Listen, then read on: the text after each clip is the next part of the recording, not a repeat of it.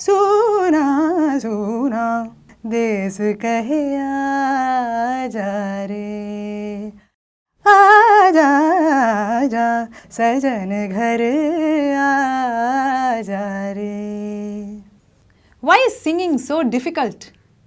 Why does it take so many years of training and exercise and learning so many concepts, songs and techniques and what not? Wouldn't it be so nice if singing were really easy and natural for all of us? We all wish that, don't we? So in today's video, we are going to see how to make singing more easy and more comfortable for us. But for this, you need to know the complete picture about singing. Usually when we say singing, we immediately think about only the voice, right? But the voice is not the only member that is involved in this singing project. There are many other team members also, and they all have to work together so that the final output is really beautiful. So let's dig deeper and find out who are all the members that are helping the voice and how we can train this entire team to work together. I'm Pratibha Sarathy and you're watching VoxGuru's YouTube series.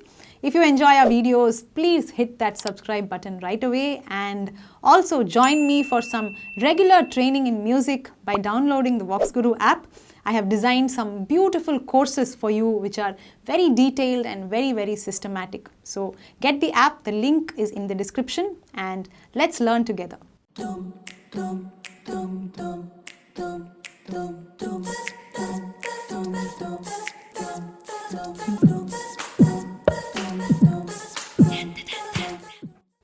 Now the main hero of this singing project is the voice, right? Because ultimately it is the voice that is going to come out and meet the audience, and all the other members are helping the voice to bring out its full potential. The first member that helps the voice is the lungs. The lungs is such an important member, right? Because it provides the breath that we need to sing. If there is no breath, there is no singing. So whenever we sing, the air supply has to be very smooth, both the inhale and the exhale. And for that to happen, we need to have extremely good posture. If our posture is wrong, then our breathing goes wrong. And if our breathing is wrong, our singing goes wrong. So let's talk about how we can develop good posture. Let's start with the head. Now whenever we sing, our head should be facing straight and our chin should be parallel to the ground. Now students often make a mistake that when they sing higher notes, the head starts going up like this, and when they sing lower notes, it goes down. So try to avoid that because that is going to affect the flow of air, right? So always keep it straight no matter what you are singing, and your vocal registers will automatically do their job. Secondly, make sure that all the muscles that are surrounding your vocal cords are very relaxed, especially your lips, your tongue, your jaw. So often what happens when we sing, especially when we go into uncomfortable ranges, we tend to tighten up our muscles. So when we are singing sa, sa, we just tighten the jaw, which makes it very uncomfortable to sing. So try to keep your entire vocal muscles relaxed. So when you are singing sa, sa, re, re, ga, ga. So no matter what you're singing, there should be no tension in this area. Now coming to the shoulder. The shoulder should be very relaxed and drop down like this. Okay, don't keep it stiff like this and make it very uncomfortable for you. Okay, so keep it relaxed and your spine has to be very straight. So we should not be slouching like this and affecting the flow of air. Okay, so far we have discussed about the physical activity of singing, right? But singing is not just a physical activity. It equally involves the mind as well. So tell me, who tells the voice what to sing? Who gives instructions to the voice?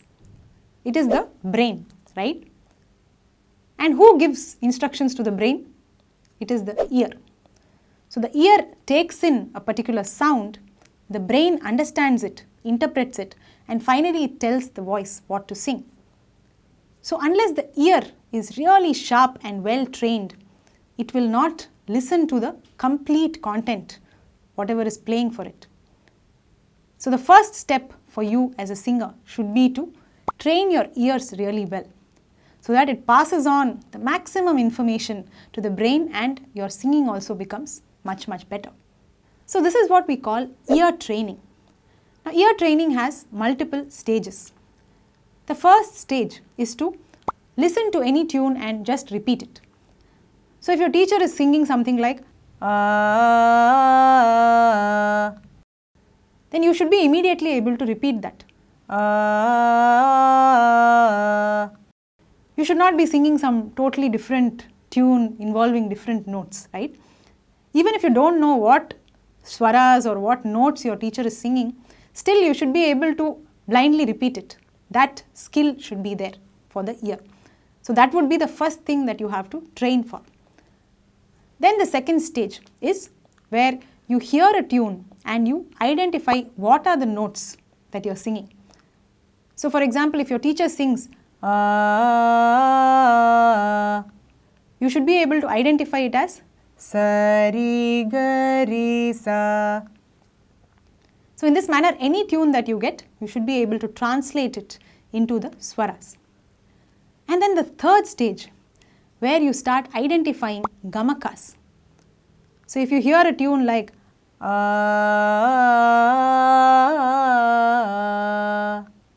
you should be able to translate it as sa ri ga ri sa. So it was the same swaras as we sang earlier, but this time it had gamakas along with it. So that also your ear should be able to identify. So in this manner, you have to gradually spend time and effort to keep training your ears so that it gets sharper and more mature. And the more mature it gets, the easier it becomes for you to sing.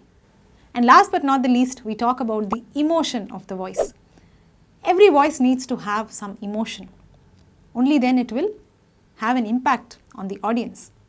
So we need to put in a lot of effort to understand what is the right emotion for a particular song. We cannot just generalize it saying that this is a happy song, this is a sad song and so on. Emotions are much more complex. So whenever we take up the song, we should understand what is the backdrop of the song, what is going on, what is the meaning of the lyrics. And we have to understand that complex emotion so that we can bring it out in our voice as well. Hope you enjoyed this video and got a good idea of where you need to focus on.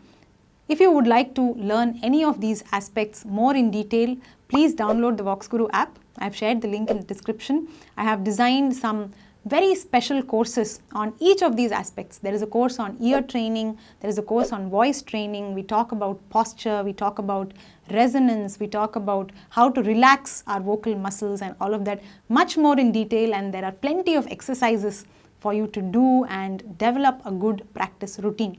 So please don't miss this opportunity. Let's do some regular training together. So download the app right away and I'll be waiting to see you there.